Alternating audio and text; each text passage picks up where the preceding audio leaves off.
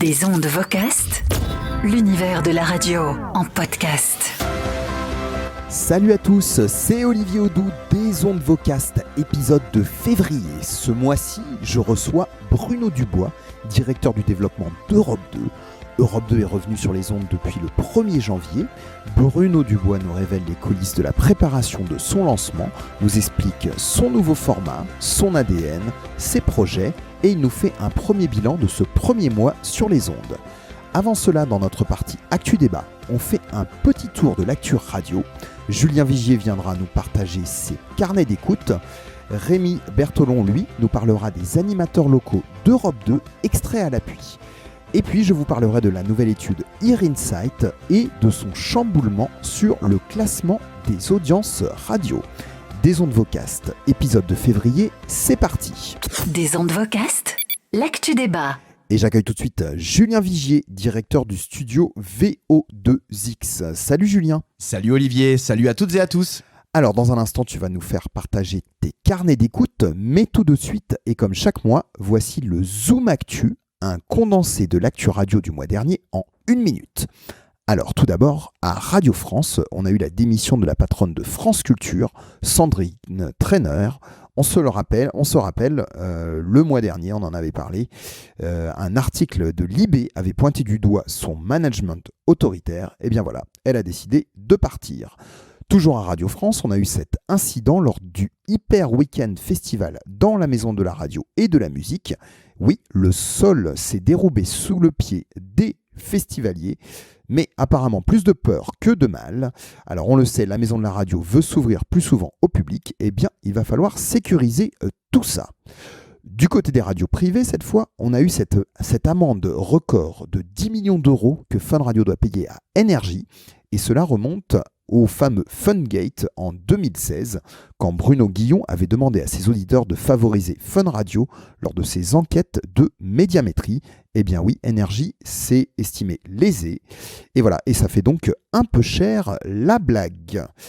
Et puisqu'on parle de sondage, eh bien le mois dernier est sorti pour la première fois Ear Insight, la nouvelle formule du panel radio qui mesure les habitudes d'écoute des auditeurs sur de longues périodes. Pour la première fois, cela a été mesuré par un boîtier porté par des panélistes à leur ceinture et les résultats ont été étonnants. On en reparle dans quelques minutes. Et toujours dans l'actu, cette fois-ci au Sénat, la Commission de la Culture a organisé une table ronde pour parler de l'avenir de la radio avec le DAB+, à réécouter en ligne sur le site du Sénat.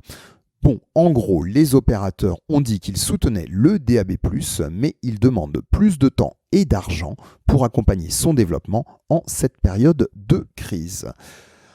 On vous invite enfin à réécouter aussi les replays des débats de la 5e édition de Médias en scène, ce bel événement annuel avec toujours un parterre d'intervenants prestigieux du monde des médias. Tout est disponible aussi ici en ligne. Des ondes Vocast. Et enfin, puisqu'on est dans l'univers des conférences, parlons maintenant des Radio Days Europe. Elles se reviennent en mars. Ce sont 3 jours de conférences en anglais avec des intervenants prestigieux, des dirigeants et des personnalités de la radio et de l'audio du monde entier. Cette année, les Radio Days Europe se passent à Prague. Des ondes Vocast et partenaires presse de l'événement. On y sera et on vous fera un petit bilan dans notre épisode d'avril. Mais en attendant, et si vous n'y êtes jamais allé, on vous encourage à aller faire un petit tour au Radio Days Europe pour les conférences, pour votre réseau ou encore pour chercher des nouvelles idées pour vos radios ou pour vos podcasts. Pour la billetterie et le programme, rendez-vous sur radiodayseurope.com. Bon Julien, place à tes carnets d'écoute. Ce mois-ci, 2 coups de cœur et un coup de gueule. On commence par le coup de gueule ? Oui, c'est ça, malheureusement, on va démarrer par un mauvais point, celui qui concerne le morning d'Ado, ex-Swig, ex-Ado. J'ai fait le tour des mornings il y a quelques jours et ça m'a piqué un peu l'oreille. Alors, le principe, c'est une co-animation entre Priska, qu'on avait l'habitude d'écouter sur Skyrock notamment, et DJ Mist, avec pour ambition de parler hip-hop, de donner des infos sur les artistes rap et R&B diffusés sur la station, et de se remémorer en fait les anciennes histoires autour du hip-hop, parce que c'est un peu le credo de Ado, en fait, la nostalgie. Alors, si t'aimes le hip-hop, tu connais déjà la plupart des infos. Je trouve qu'on n'apprend pas grand-chose, et à la fois, c'est finalement un peu trop spé pour ceux qui sont là juste pour la musique. Côté bonne humeur, il y en a pas beaucoup malheureusement.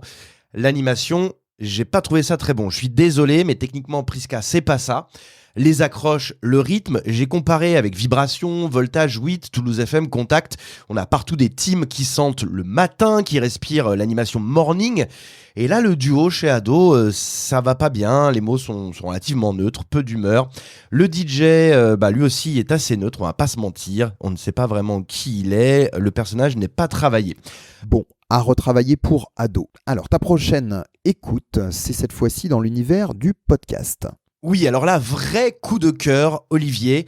La série sur Léon Blum par France Inter, Léon Blum, Vie héroïque. On a 9 épisodes de presque 1 heure à chaque fois, mais attention, c'est tout à fait ce qu'il faut pour raconter la vie de cet homme qu'on croit connaître, mais finalement, beaucoup plus par son passage au Front populaire de 36 que pour le reste. Et pourtant, sa vie est passionnante.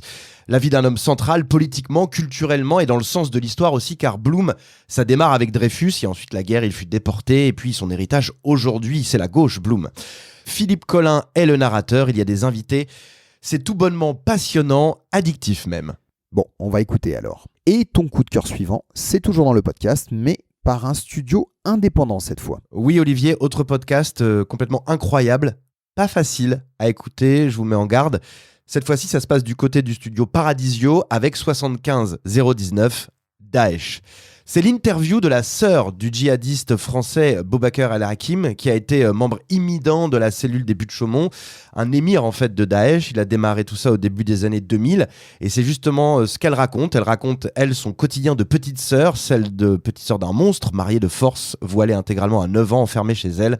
On apprend en fait énormément sur ce djihadisme de l'époque, peu pris au sérieux finalement par les autorités et malheureusement annonciateur des attentats de Charlie. Voilà, ça continue en ce moment, il y a de nouveaux épisodes qui viennent de sortir. 75 019 Daesh. À écouter donc. Merci Julien, belle sélection ce mois-ci. Merci Olivier, on se retrouve le mois prochain. Et tout de suite, on va faire un petit décryptage de Ear Insight. Donc, Ear Insight, c'est la nouvelle enquête de Médiamétrie qui capte les habitudes d'écoute en radio. Alors autrefois, ça s'appelait le panel radio. C'était fait avec des carnets d'écoute maintenus à la main par un panel d'auditeurs. Désormais, avec Ear Insight, ils portent un boîtier électronique avec eux, attaché à leur ceinture. Ce boîtier reconnaît automatiquement les radios qu'il écoute tout au long de la journée avec une technique de watermarking. On explique. Les radios placent des tags, c'est-à-dire des marqueurs audio au sein de leur programme. Ces marqueurs sont inaudibles à l'oreille humaine, mais ils permettent à ces fameux boîtiers électroniques d'identifier automatiquement le nom de la radio que vous écoutez. Alors maintenant, quelles sont les différences entre Ear Insight avec l'enquête classique Ear National, l'ancienne 126 000 ?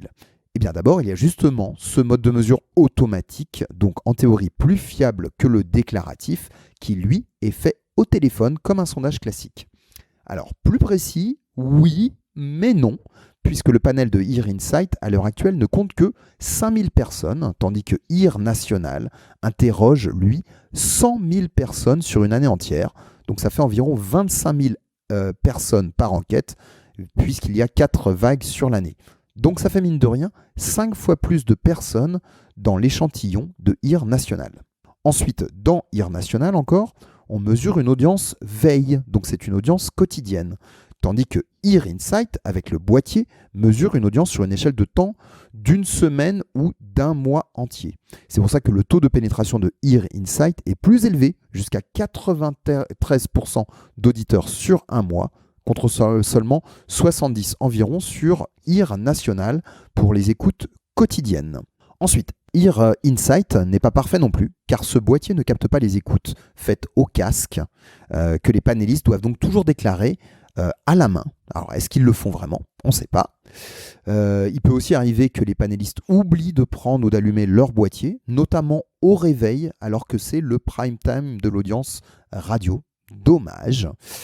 Enfin, on reproche à ces boîtiers de capter aussi des écoutes passives, voire involontaires, par exemple lorsqu'on passe dans un magasin qui diffuse de la radio et où l'attention de l'auditeur est somme toute relative, voire inexistante, et donc ce type d'écoute n'intéresse pas vraiment les annonceurs. Bon, passons aux résultats. Les radios ont tremblé, car forcément, quand on introduit une nouvelle mesure d'audience radio, ça peut chambouler le classement. Eh bien, effectivement, c'est ce qui s'est passé. Et d'ailleurs, c'est pour ça que Médiamétrie ne publiera les résultats de Ear Insight qu'une vague sur 2, septembre, octobre et janvier-mars, pour souligner que seul Ear National reste la référence de la mesure de l'audience radio. Alors, les résultats dans le détail. D'abord, au niveau de la bataille des généralistes, eh bien, RTL reprend la première place devant France Inter, tandis que Europe 1 et RMC, elles, s'enfoncent dans le classement. Elles sont doublées notamment par pas mal de radios musicales. France Info aussi, elle passe de la 3e à la 7e place. Et France Bleu aussi, elle perd 3 places. Alors, chez les musicales justement, eh bien, les formats musicaux adultes semblent bénéficier beaucoup de cette nouvelle mesure Ear Insight. En mensuel, tenez-vous bien, Nostalgie devient 2e radio de France, toutes radios confondues, si. RFM et RTL2, elles, passent à la 5e et 6e place des audiences radio. C'est incroyable. Et Europe 2, ex-Virgin, gagne elle aussi jusqu'à 5 places. Incroyable. Chez les radios musicales jeunes, elles, là, on a Skyrock qui perd de 3 à 5 places, Fun qui descend aussi un petit peu, tandis que Energy résiste, elle reste relativement stable. A noter que dans le top 20, 2 radios au format relativement de niche ou disons éclectique font aussi leur apparition, Nova et TSF Jazz à la 19e et 20e place, alors qu'elles n'apparaissent pas dans l'enquête Ear National. Et d'ailleurs, on vous invite à retrouver ce comparatif du top 20 de l'audience radio entre Ear National et Ear Insight grâce à notre graphique exclusif qui a été préparé par notre ami Hervé Marchais du Transistor. Rendez-vous sur nos réseaux sociaux et sur vocast.fr pour voir ce graphique. Voilà pour la page consacrée à Ear Insight et j'accueille tout de suite Rémi Bertolon. Salut Rémi. Bonjour Olivier, bonjour à tous. Tu es animateur du voice track Rémi et Jam, qui est diffusé sur plusieurs radios en France, et notamment sur RFM Réunion. Alors, dans quelques instants, tu le sais, je vais recevoir Bruno Dubois d'Europe 2 pour notre grande interview. Mais avant cela, Rémi, tu t'es intéressé justement à Europe 2, mais plus précisément à ses locales. Et oui, comme vous le savez, les musicales ont des animateurs en région et c'est l'occasion d'en parler dans ce podcast. Des animateurs qui ont une véritable proximité avec les auditeurs. Ils apportent une touche, une facette locale. Ils offrent des émissions et des jeux rien que pour eux. Et pour être passé dans ce type de réseau, on oublie souvent que c'est un vrai contact avec les auditeurs. On pense au bleu, on pense aux radios chez les indés. Mais effectivement, il ne faut pas dénigrer le travail qui est fait de proximité. Les auditeurs ont l'habitude de nous écouter sur ces tranches horaires. Ils sont actifs aussi sur les réseaux sociaux. Donc, c'est un joli rapport que la radio a avec son public. Donc, on va rendre hommage à tout le boulot qui est rendu par les animateurs. Et puis, au passage, on parle aussi des journalistes qui font un travail de fond hyper intéressant. Alors, on commence avec une animatrice. Et d'ailleurs, c'est ta chouchou, celle-là. Oui, c'est l'occasion d'écouter des animateurs en région qu'on aime bien et c'est une animatrice que je ne connais pas à titre personnel, que j'ai découvert pendant les vacances puisque c'est en Vendée. Oui, en Vendée, il n'y a pas que cette excellente radio Alouette. Il y a aussi Europe 2 Vendée, une ancienne radio franchisée qui a été reprise par la suite à 100% par le groupe Lagardère. Il faut juste signaler que c'est l'une des rares stations locales de Virgin Radio Europe 2 maintenant à posséder son propre site internet. Donc voilà, on va écouter cette animatrice qui s'appelle Nathalie Meunier. J'adore sa voix, j'adore sa personnalité. C'est aussi ça la radio, même quand on y bosse ou quand on est passionné, qu'on écoute tout le temps la radio, il y a des choses qui ne s'expliquent pas. Et on commence par un petit top H. Place Nap à La Roche, il est 14h. Avec nous, Vianney Tiran. Voilà les top horaires qui sont courts sur Europe 2 et le speak juste après, Nathalie Meunier nous met au sport. Bienvenue tout le monde. Europe 2, la radio partenaire des meilleurs événements de la région. Et notamment du triathlon nature et famille au Sable d'Olonne. Ce sera le dimanche 4 juin, plage des Granges. Une bonne dose de sport en famille, entre amis, dans un super cadre, en bord de plage. Triathlon accessible à tous. Et si je vous en parle maintenant, c'est que les inscriptions sont ouvertes pour participer à ce bel événement. Vous allez vous inscrire sur le site triathlondesolonnes.fr. La douceur d'Aimé Simone. La nouveauté de Phil Boriva. Et le son de Dépêche Mode ? On se fait tout ça dans le quart d'heure sur Europe 2, le meilleur son. Voilà, Nathalie Meunier, entre midi et 16h. Et puis le matin, il y a les infos sur Europe 2 Vendée avec Ludovic Lejeune. Maintenant, un petit tour du côté de la Méditerranée. Et oui, dans le sud, à Nice, il y a Europe 2 Côte d'Azur avec entre midi et 16h Léo. Et je suis tombé sur cette séquence alors très sympa quand c'est un des membres de l'équipe de la régie qui débarque dans les studios. Ça donne ça. Europe 2 Côte d'Azur avec vous ce lundi 16 janvier. J'espère que tout va bien pour vous. Europe 2 Côte d'Azur. Car aujourd'hui, c'est le jour le plus déprimant de l'année, le fameux Blue Monday, dont tous les animateurs radio et articles Facebook vous bassinent depuis 5 ans. Mais nous, on est heureux, car c'est l'anniversaire de notre commercial Alexandre, que vous connaissez pas, mais c'est notre commercial et il est là. Coucou Alexandre. Coucou Léo. Il est stressé. Qui est Alex, qui est nouveau, qui nous a rejoint il y a quelques semaines et qui s'occupe de vendre la pub. Voilà, t'es le mec qui vend la pub. C'est à cause de toi qu'il y a des pubs à la radio. T'es content de toi ? Voilà, super. Et en plus, toi, t'as choisi le jour le plus déprimant de l'année pour fêter ton anniversaire. Toi, t'es un vrai champion du monde, toi. Bon, écoute, Alex, de la part de déjà de toute l'équipe d'Europe 2 et de tous les auditeurs d'Europe 2, on te souhaite un bon anniversaire. Bon quart de siècle, mon gros. On dit merci. Eh ben merci. T'es pas prêt pour être animateur radio, toi. La suite du meilleur son Europe 2, ça sera avec Youngbloods, Tissue, dans quelques minutes sur Europe 2 avec un gros classique de Nirvana et AD. C'est génial, bien joué Léo sur Europe 2 Côte d'Azur. Et enfin, 2 animateurs pour finir. Oui, j'ai 2 speaks à vous faire écouter pour terminer. Tout d'abord dans les montagnes, à Grenoble, sur Europe 2 Alpes, c'est David qui vous attend avec des jeux. C'est ça, Europe 2, le meilleur son, et c'est très très bon, ça Foster the People. Europe 2 vous offre vos forfaits de ski. Oui, vous gagnez ça cette semaine sur Europe 2, le meilleur son. Salut Jennifer. Salut David. Bienvenue sur Europe 2. Comment ça va ? Bien repris la semaine ? Bien repris, super. T'habites à Saint-Martin d'air, toi, c'est ça ? Voilà, c'est ça. Et t'as joué tout à l'heure, tu t'es inscrite au standard, et tu gagnes aujourd'hui tes 4 forfaits de ski pour Arèche-Beaufort en Savoie. C'est bon ? Bravo. Super, merci beaucoup.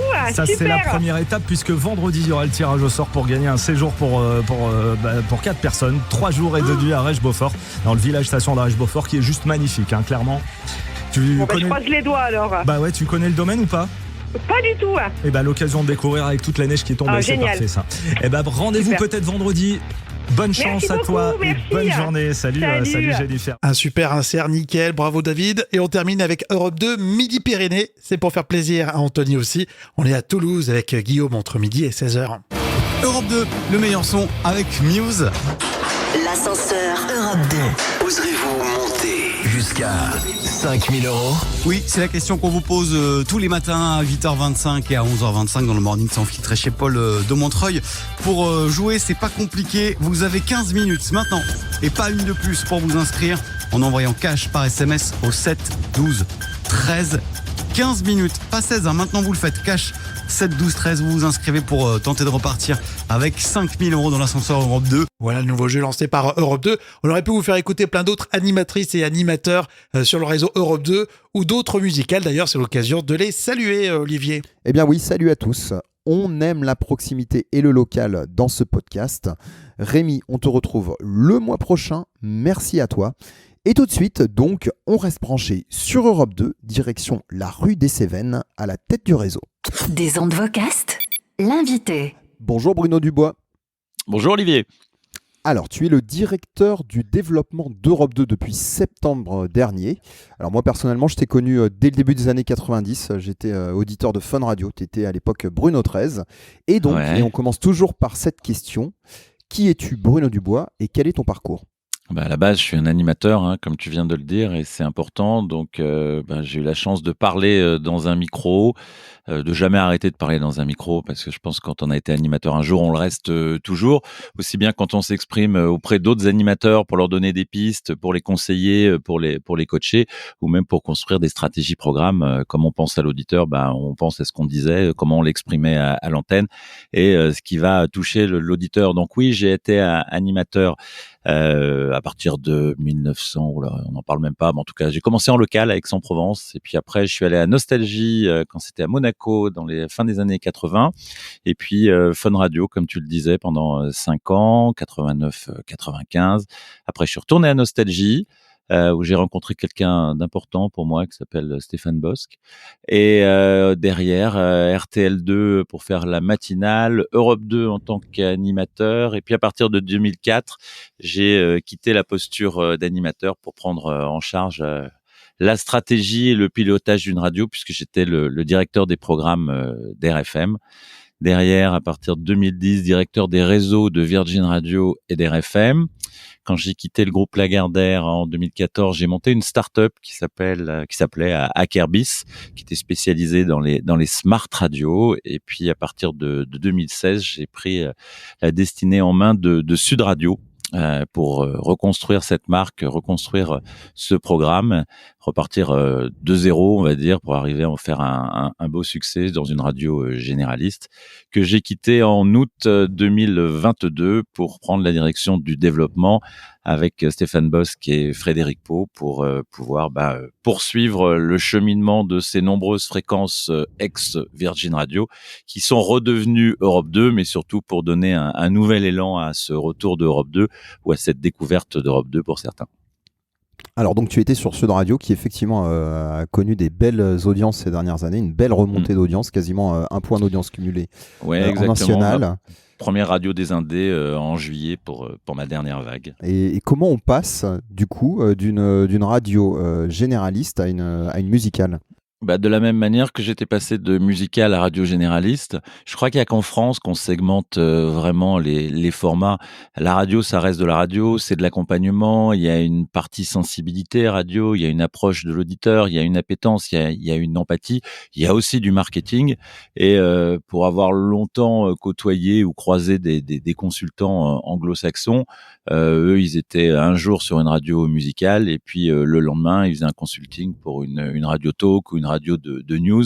Donc il y a quelque part, quand on a le sens du programme, ce que je pense avoir de par ma carrière, je pense que voilà, on s'adresse à des auditeurs et toutes les techniques, tous les éléments qui font le succès d'une radio, qui font même le succès plus généralement d'un programme, que ce soit un programme musical ou que ce soit un programme de talk généraliste ou d'information, de toute façon, il y a ce sens qui prévaut et donc c'est comme ça que au final on peut le faire. Alors, tu es directeur du développement d'Europe 2. Comment s'articule ton rôle avec celui de Frédéric Pau, qui est directeur des programmes, et de Stéphane Bosc, qui est le directeur des radios musicales de Lagardère, Europe 2 et RFM ? Alors c'est vrai que c'était un gros changement qui a été décidé en juin dernier. 4 mois pour changer une marque, pour reconstruire une stratégie, reconstruire un programme, c'est très très très court parce que moi je suis arrivé au 1er septembre. Écoute, c'est monter une équipe. De toute façon, on fait jamais rien tout seul. En tout cas, c'est ce que je pense. Donc quand Stéphane m'a demandé de le rejoindre pour relever ce beau challenge, j'ai dit oui tout de suite. Et puis derrière, Fredo, on se connaissait un tout petit peu moins. Frédéric Pau, donc, qui est le directeur délégué, et Stéphane étant le directeur général des deux radios RFM et Europe 2, on s'était déjà croisés, mais finalement, on a monté une équipe et ça nous a permis de brainstormer, d'avancer et puis surtout de mettre les équipes en phase de combat. Et moi, j'adore être en mode projet et emmener les équipes avec moi. Donc, c'est ce que j'ai mis. Je m'y suis attelé dès le 1er septembre en arrivant, avec une charge de travail qui était assez lourde, parce que certes, il y a les choses qu'on voit et puis il y a tout ce qui est back office, tout ce qu'il a fallu construire, reconstruire et décliner aussi bien sur nos programmes, sur le digital ou même sur le terrain en région. Donc moi, ta question, parce que j'ai un peu détourné la question, c'était de savoir ce que je faisais exactement. Moi, je pilote à la fois la com avec un directeur de com qui s'appelle César Cornil, la promo aussi avec les équipes en région qui s'occupent de la promo, le digital avec l'équipe digitale, et puis je pilote avec Fredo et Stéphane la stratégie programme. Voilà. D'accord, donc tu es impliqué aussi sur la partie programme. Bien sûr, tout à fait. D'accord. Alors il y a eu, j'imagine, donc cette phase de pré-lancement qui du coup a été assez intense. Et du coup maintenant voilà, ça a démarré depuis un mois. Quel est ton premier bilan de ce premier mois d'Europe 2 ? Écoute, c'est assez paradoxal parce que pendant 4 mois, on avait vraiment la tête dans le guidon avec, toujours des questions à se poser. Est-ce qu'on a oublié un truc? Est-ce qu'on a pensé à tout? Parce que quand il y a une charge importante, comme ça, se dire, qu'est-ce qu'on n'aurait, pas fait? Qu'est-ce qui nous manquerait? Finalement, tout s'est un peu déroulé comme, sur des roulettes, et pourtant c'était pas évident, hein. Construire une grosse campagne de com, construire un spot, construire, une identité et puis bien valider une communication, expliquer ce qu'on veut faire partager le message, partager le projet, partager l'entrain. Ça demande beaucoup de travail, de formulation et de reformulation. Et je dirais que là, sur le lancement, on est quand même satisfait. Les retours, ils sont très intéressants. Moi, j'avoue que là, on est fin janvier.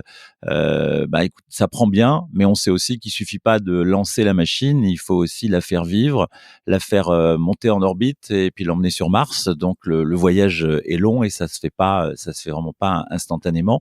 Mais en tous les cas, dans l'intention, dans la définition du programme, dans l'ADN de la marque qu'on se devait de projeter très très rapidement, je pense qu'on est sur des bons rails. Après, il y a plein de choses à régler, hein, on en est conscient. Mais si ça se faisait en une journée, on le saurait. Moi, j'aime bien fonctionner en mode un peu comme nos applications, hein, on fait des mises à jour quotidiennement. Donc moi, je fonctionne en fonctionnalité. Donc là, on a mis les bases en place et puis derrière, on va upgrader petit à petit en rajoutant certaines fonctionnalités pour nos auditeurs.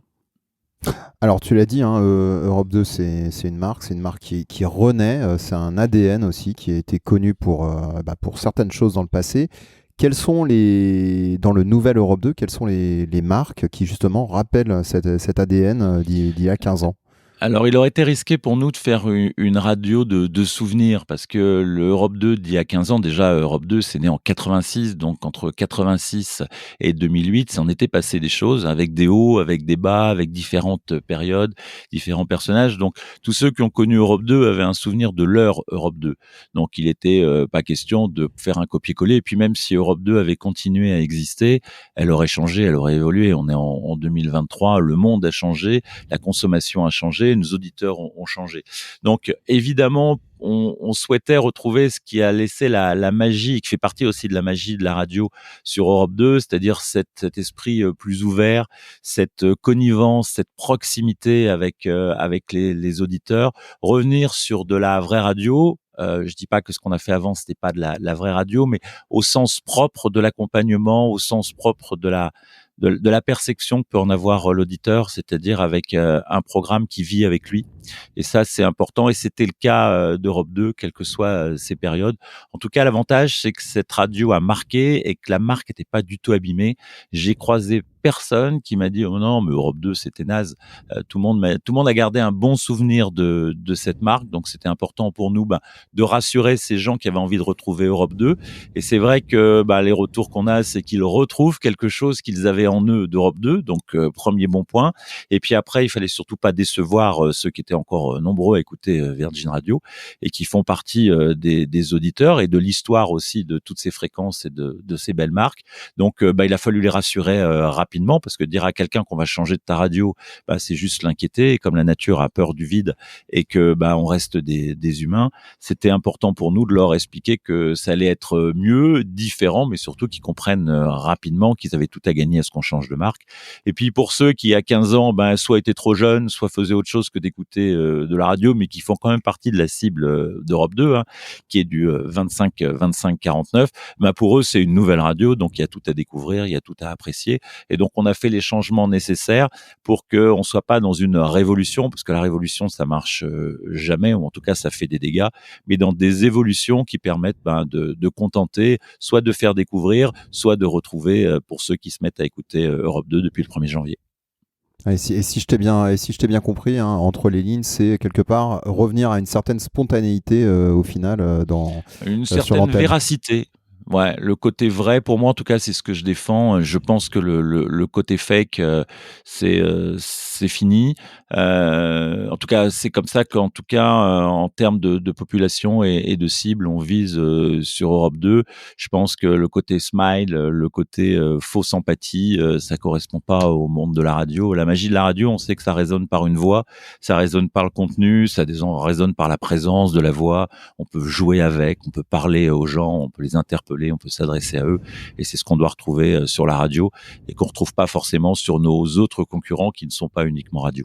Bon, on va dire notre avis parce que tu sais, on a un comité éditorial des ondes Vocast. Alors, je parle un petit peu de la nouvelle identité visuelle. On était très sceptiques sur le nouveau logo. Ah bon ? Très bizarrement, on s'y est fait très vite. Alors, en quelques mois, on s'y est fait très vite. Non, et au final, on a été assez impressionné sur la com, et effectivement, on a été aussi impressionné quelque part sur comment le nouvel Europe 2 s'est vraiment intégré en seulement un mois. On a beaucoup écouté. Et voilà. Alors, sur ce logo, on se demandait justement comment vous aviez travaillé avec l'agence de com pour arriver à ce logo, qui a forcément un petit rappel des derniers logos d'Europe 2, avec le 2 en rouge, mais aussi les lettres en noir qui rappellent le dernier logo. Comment vous avez travaillé avec l'agence de com pour venir à ce logo ? Alors là, c'est leur métier, hein, c'est Rosa Paris, l'agence avec qui on a travaillé sur ces éléments-là. Alors, on a travaillé de concert, mais nous, on leur avait fait un brief, et c'est eux qui ont créé ce logo. Il a eu quelques modifications, notamment pour la lisibilité et pour la lecture. En tout cas, nous, on a fait une réception de ce logo avec eux. On a eu un bel effet waouh, parce que c'est aussi ce qu'on cherche. Donc, on a apprécié ce logo. Et puis derrière, la déclinaison, il y avait différentes propositions, mais une déclinaison forte autour de cette onde, hein, puisque le logo, c'est une onde, hein, le logo d'Europe 2, et cette déclinaison avec les artistes sur voilà. On voulait quelque chose de classieux.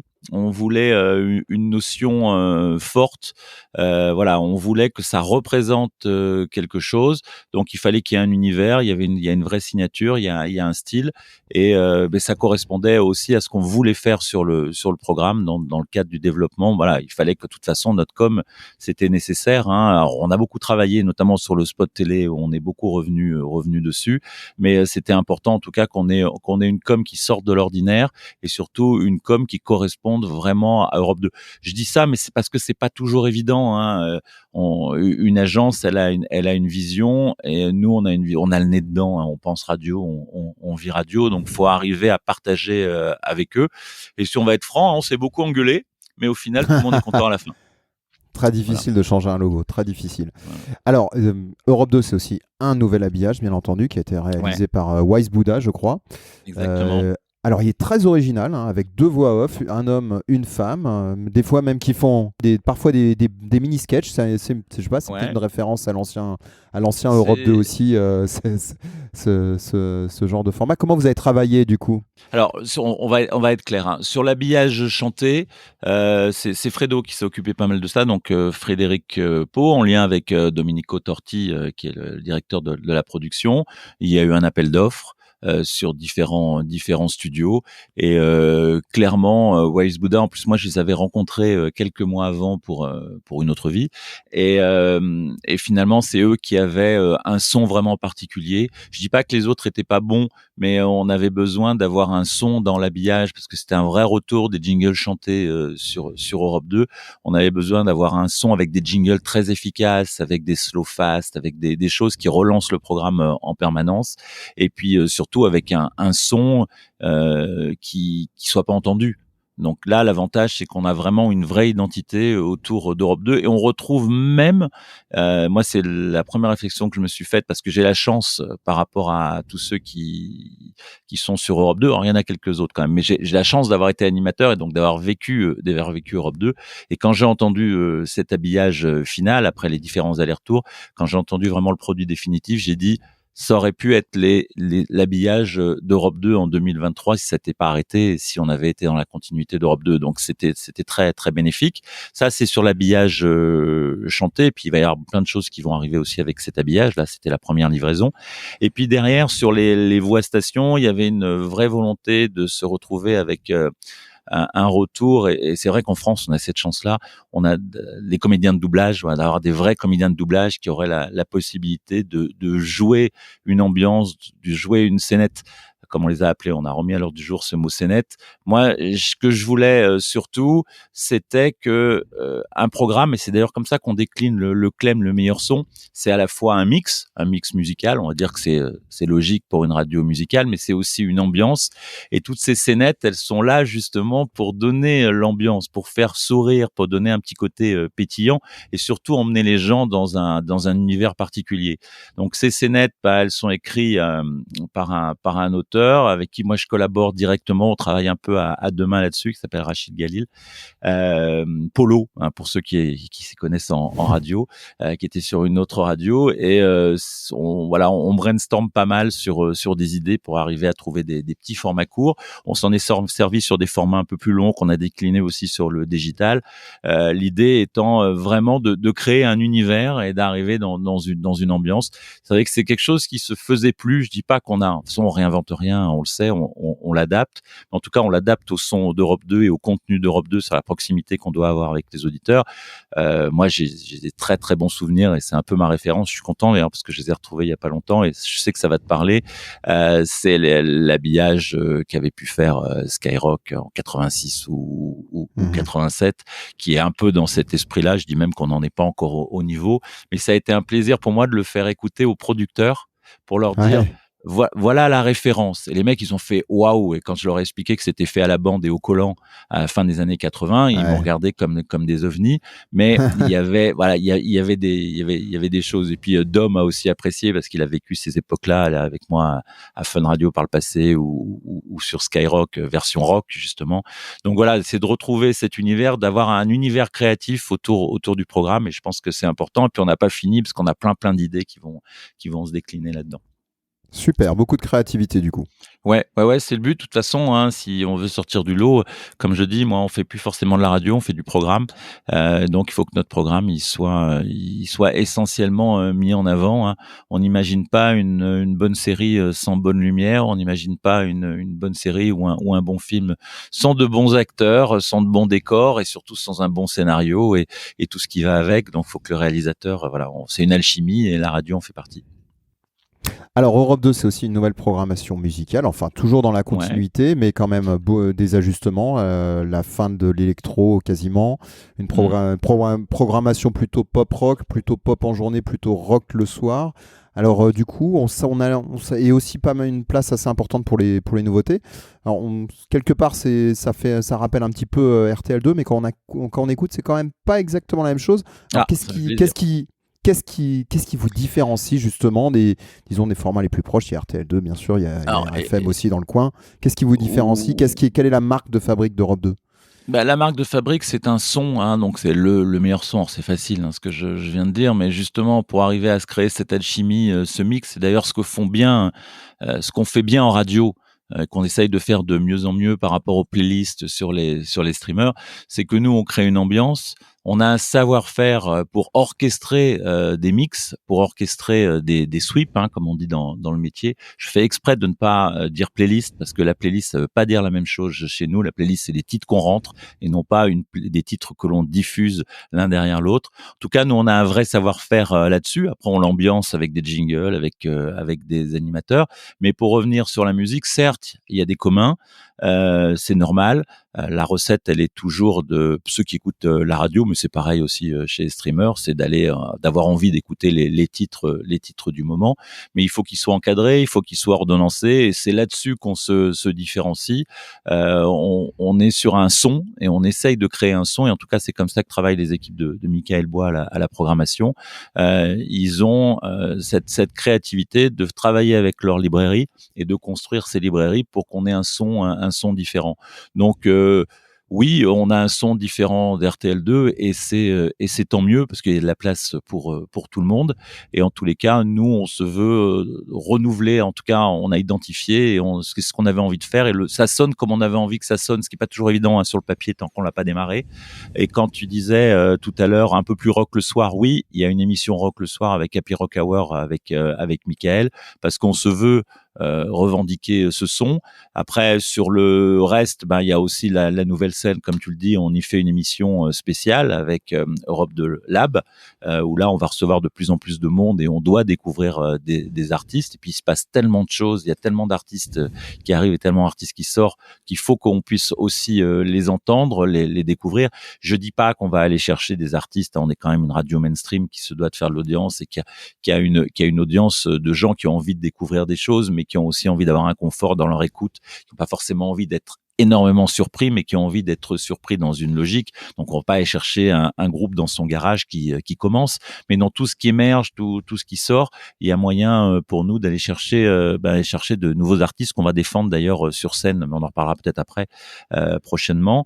Il y a évidemment une ambiance qui est un peu plus un mix qui est ouvert, qui est pop rock, mais qui est aussi rock dans la journée. Tu disais qu'il était plus pop dans la journée, non, il est rock aussi dans la journée, que ce soit avec des groupes récents, hein, notamment avec Maneskin, ou que ce soit avec des groupes comme Muse ou Youngblood, qui est un artiste récent. Voilà, on rentre dans un côté pop rock, mais j'aurais tendance à dire que depuis quelques années, le côté pop s'est bien élargi et c'est ça qui est agréable. Donc ça permet d'avoir un mix beaucoup plus large entre le pop et le rock. On devient sur un schéma pop actuellement qui est plus proche de ce qu'entendaient les Américains par pop, alors que nous, quand on parlait de pop il y a encore quelques années, c'était du rock de soft, quoi. C'était plus ça la pop, alors que maintenant le côté pop est quand même beaucoup plus large. Alors tu l'as dit, Europe 2 c'est recentré, et Stéphane Bosque aussi l'a dit dans des interviews dans le cadre de ce lancement. Europe 2 se recentre sur une cible un peu plus âgée, les 25-49. Du coup, dans ce marché, tes concurrents, c'est qui? C'est RTL2, RFM, c'est quel univers? Non, c'est pas. Comme je disais tout à l'heure, il y a des morceaux en commun, mais c'est le mix qui fait la différence, c'est le son, c'est ce que va dégager. L'auditeur, il raisonne pas comme nous, hein. L'auditeur, il est soit content de ce qu'il y trouve quand il y vient, soit il a envie d'y revenir parce qu'il y a trouvé une vraie appétence. Donc c'est à nous de travailler tout ça. Et après, sur nos concurrents, moi j'ai même tendance à dire que nos concurrents, c'est plus la radio, hein. Nos concurrents, c'est les streamers. Donc moi je me dois d'avoir une proposition forte pour que les gens aient plus envie de mettre la radio quand ils montent dans leur voiture plutôt que de brancher leur téléphone en Bluetooth, quoi, ou sur leur CarPlay. Alors, toujours dans cet univers de la musique, et tu en as parlé un peu, on a parlé de la nouvelle scène, Europe 2 aussi a une ambition sur l'événementiel. Donc qu'est-ce qui est prévu pour cette première année d'Europe 2? Écoute, déjà le 10 février, un événement qui est assez magique parce que c'est toujours intéressant de voir comment réagissent les auditeurs. Maneskin, un concert exclusif. Alors un Europe 2 exclusif, c'est la nouvelle marque qu'on lance. Donc Europe 2 exclusif le 10 février au Casino de Paris. C'est uniquement pour les auditeurs d'Europe 2, donc il faut écouter Europe 2 pour avoir ses places. Là, on est vraiment dans une ambiance assez folle parce que ils ont une date à Paris, une date donc à l'Accor Arena qui s'est remplie presque instantanément. Et là, ils viennent spécialement pour Europe 2 pour faire cette date unique au Casino de Paris. Et quand on est fan d'un groupe, à l'heure des grands stades et des grandes salles, écoute, c'est toujours un vrai plaisir de pouvoir offrir ce genre de choses, donc un concert pour 2000 personnes qui ne les verront jamais d'aussi près que lors de cet événement Europe 2 exclusif. Comment on négocie un partenariat comme ça pour faire un événement privé pour une radio?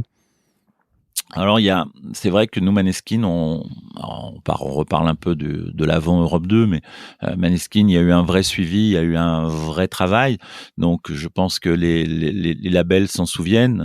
Voilà, quand on peut travailler de concert sur ce genre de choses, eux étaient partants et nous aussi. Et puis après il y a un relationnel. Il y a aussi les artistes qui se souviennent quand ils sont venus, comment ça s'est passé. Voilà, eux ça les éclate de venir faire ça, tant mieux, on fait ça ensemble. Voilà, mais c'est pas toujours évident à monter, hein. Voilà, il faut arriver que leur agenda soit en adéquation avec le nôtre. Mais en tout cas, les artistes ont un attachement fort auprès d'Europe 2 pour les croiser et pour discuter avec eux. On s'aperçoit que soit ils ont un passé avec Europe 2. C'est d'ailleurs ce qu'ils ont fait lorsqu'on a annoncé les teasings pour l'arrivée d'Europe 2. Moi, j'ai demandé aux artistes d'enregistrer des scénettes qu'on a diffusées à l'antenne et puis des scénettes vidéo.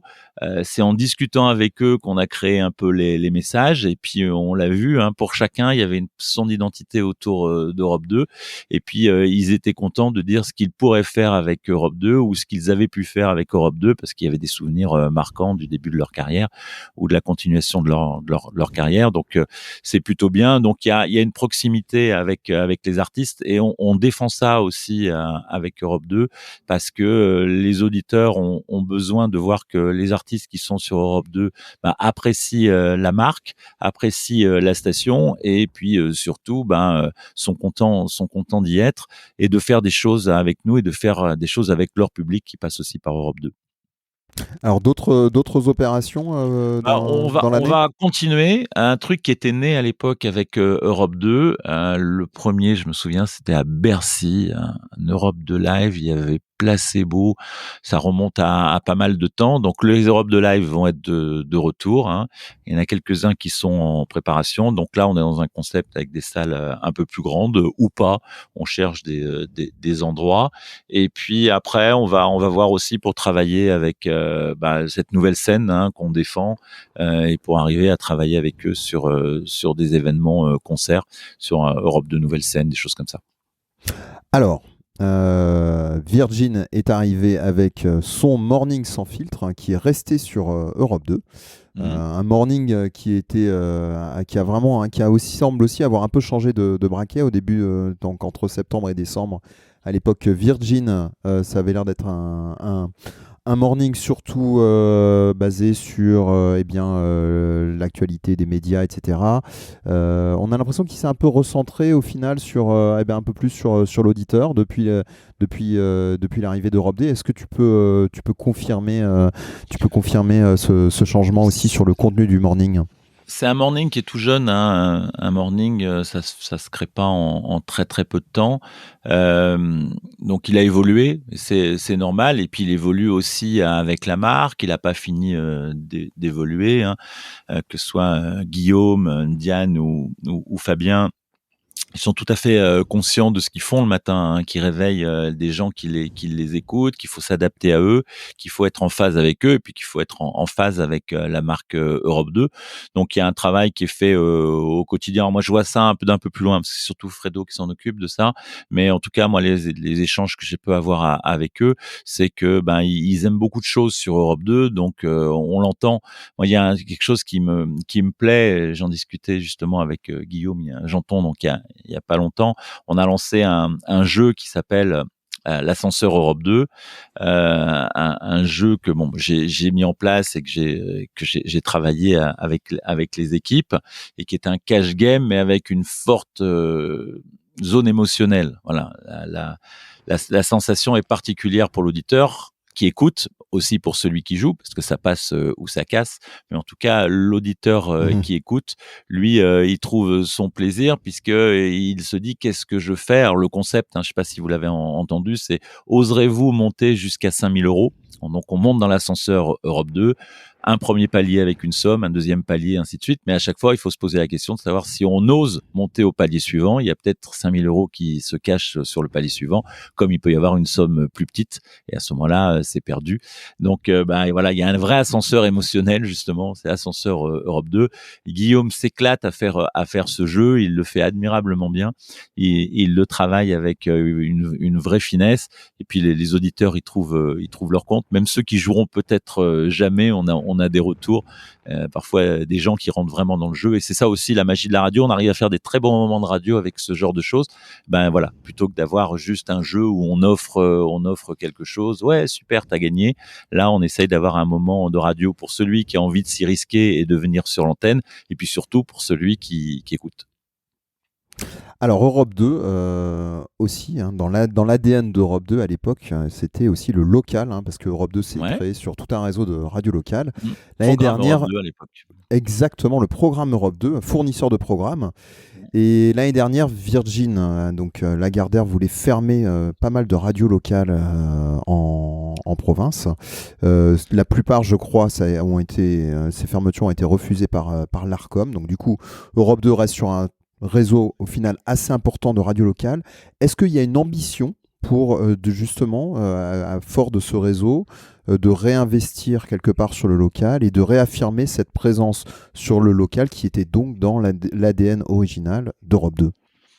Écoute, alors ça, je m'en occupe très peu parce que ça, c'est pas du tout dans mon périmètre. En revanche, j'ai eu une autre vie, mais il y a bien longtemps, parce que j'étais le directeur des réseaux de RFM et de Virgin Radio à l'époque. Moi, j'ai toujours appuyé en disant que il fallait en faire une force, et c'est important parce qu'il y a des talents en région, hein, il y a des journalistes, il y a des animateurs, il y a des... Alors là, ça me concerne un peu plus puisqu'ils font partie de mon équipe. Il y a des responsables promo. Moi, je pars toujours du principe que l'auditeur, il est partout en France, hein, et donc il faut aller le chercher chez lui, et il faut lui parler de chez lui aussi. Il faut arriver à le faire d'une manière différente, et on y travaille aussi de ce côté-là pour retrouver justement ce ton Europe 2 qui existait auparavant, aussi bien sur le programme Natio, mais l'auditeur, lui, il cherche pas à savoir si c'est du Natio ou du local. Ce qui est important pour lui, c'est de retrouver son programme Europe 2. Donc que ce soit avec, c'est une carrière qu'elle est la rédactrice en chef pour les journalistes, donc il y a des choses qui sont mises en place pour qu'on retrouve cet univers d'Europe 2, et puis pour les animateurs locaux qui sont pilotés par Geoffrey Touza, c'est pareil, il y a un vrai travail. Moi, j'ai tendance à dire, plus nos animateurs nationaux seront dans le son Europe 2, plus ce sera facile, parce que quand on est guidé, quand on a un mentoring, quand on a des maîtres étalons, c'est toujours plus facile de comprendre exactement, surtout dans la radio, par la démonstration, de comprendre ce que l'on doit faire et à quoi doit ressembler le programme. Alors chez Sud Radio, tu étais notamment en charge du numérique, et tu l'es aussi, hein, tu l'as dit au début de cet entretien, tu es aussi en charge de la partie numérique. Donc quelle est la stratégie sur le numérique pour Europe 2 ? Alors là, on démarre sur le numérique une nouvelle marque, donc ça a des enjeux. Alors il y a des enjeux qui sont un peu embêtants parce qu'on a dû faire disparaître pas mal de contenus qui étaient labellisés Virgin Radio puisqu'on n'a plus la licence. Alors là, on travaille pas mal sur des éléments de SEO, notamment sur le site, hein, où il faut que les robots reviennent nous voir, mais ça commence à bien prendre. Et puis après, moi, comme je disais tout à l'heure, j'ai tendance à dire que je ne fais plus de la radio, je fais du programme, et que donc tout ce que l'on construit autour du programme premium, qui est celui de la radio, il faut qu'on le décline de manière digitale, donc sur le numérique. Et en plus, en le déclinant selon les codes de chaque réseau. Il suffit pas d'extraire quelque chose et de le publier. Il faut respecter les codes de chaque réseau. Les codes de Insta ou de TikTok ne sont pas les mêmes. Les codes de YouTube sont encore plus différents, ou de Facebook. Donc, on est en train de travailler pour étoffer tout ce travail, de profiter de la chance qu'on a, c'est-à-dire d'avoir des événements uniques, d'avoir des artistes qui viennent, des artistes qui jouent le jeu, pour que on puisse travailler des événements et des moments uniques, aussi bien en radio, des effets waouh en vidéo, et donc des effets waouh sur le digital en radio, et puis aussi sur les podcasts qui sont importants pour nous. Alors justement, quelle est l'offre ? Alors il y a des web radios, hein, qui existaient déjà à l'époque de Virgin. Et est-ce que sur les podcasts, vous avez une politique pour des podcasts natifs ? On a une politique sur les podcasts qui sont d'abord un peu comme toutes les radios, les podcasts qui sont plus du replay, hein, de pouvoir venir écouter une émission qu'on n'a pas entendue en entier ou qu'on veut réécouter, ça existe. Et puis après on est déjà sur quelques éléments natifs, mais qu'on va vraiment tenter de développer, prendre plus de temps pour certaines choses. On le fait en vidéo aussi, hein, et pas uniquement en podcast, sur des mini interviews qu'on commence à lancer, qu'on retrouve sur les réseaux avec les artistes. Et puis on a Clément et Sandra aussi qui font un podcast. Ils vont s'y remettre là. Ils l'avaient fait avant le passage à Europe 2, qui sont un peu une émission dans l'émission qu'ils enregistrent avec un autre délire, en prenant d'autres codes qui sont plus ceux du podcast, pour pouvoir s'exprimer par rapport à leur univers, leur style, leur vécu, ce qu'ils ont envie de raconter. Donc avec Clément Lanoux et Sandra Cohen. Et après, sur le digital en lui-même, on a plein de choses en projet, mais là, pour l'instant, c'est trop tôt pour que je puisse en parler. Bruno, une dernière question. Virgin Radio en décembre a terminé à 2,5% d'audience cumulée. Alors le marché radio dans l'ensemble est très fortement, de manière assez importante à la baisse, mais toujours fort de 39 millions d'auditeurs chaque jour. Exactement. Ce qui reste un média très important. Est-ce que toi et l'ensemble de l'équipe a un objectif d'audience pour Europe 2 à un certain horizon de temps ? Moi, je dirais on a un objectif de se faire plaisir d'abord, et ça se ressentira dans les audiences parce que les auditeurs s'y retrouveront. On a un objectif de victoire parce qu'on fait pas ça par hasard. Hein. C'est un métier où on aime les victoires. Moi, je suis content d'avoir eu plein de victoires dans ma vie, d'avoir des victoires d'audience parce que il faut quand même un étalon. En tout cas, on fait tout pour ça. Après, sur un objectif chiffré, ça aurait pas de sens. Évidemment qu'il faut qu'on ait des résultats, sinon c'est imparable. C'est implacable. Donc, je veux dire, on est obligé d'avoir des résultats rien que pour se faire plaisir, pour se dire, on a fait des choses bien. En tout cas, ce que j'ai envie, c'est de ne rien regretter et qu'on aille jusqu'au bout et qu'on aille à fond. Donc, là, c'est plutôt bien parti. Après, oui, il y a, comme disent les politiques, il y a le résultat des urnes. La campagne peut être jolie, mais derrière, il faut des chiffres. Mais je dirais qu'il faut surtout un peu de temps parce que il faut laisser le programme s'installer. Il faut du temps pour que les auditeurs viennent goûter. Il faut du temps pour que les auditeurs prennent l'habitude. Devenir une radio favorite, c'est pas instantané. Hein. Et puis on est toujours dans un système majeur pour les sondages qui est lié à des interviews, hein, l'écoute de la veille. Donc le fameux top of mind est quand même important. Donc il faut laisser le temps, mais en tout cas il faut séduire pour être récompensé. Donc voilà comment on le travaille. Bruno Dubois, directeur du développement d'Europe 2, merci beaucoup. Merci Olivier. Des ondes Vocast, l'univers de la radio en podcast. Et c'est la fin de ce podcast. Merci à Bruno Dubois d'Europe 2 et aussi à Rémi Bertolon et à Julien Vigier. Des ondes Vocast, c'est le podcast qui parle de radio. C'est tous les premiers du mois depuis 2018. Parlez-en autour de vous. Likez, faites-nous connaître et envoyez vos idées sur vocast.fr et sur nos réseaux sociaux. C'était Olivier Audou au micro et on se retrouve le 1er mars. Salut! Des ondes Vocast.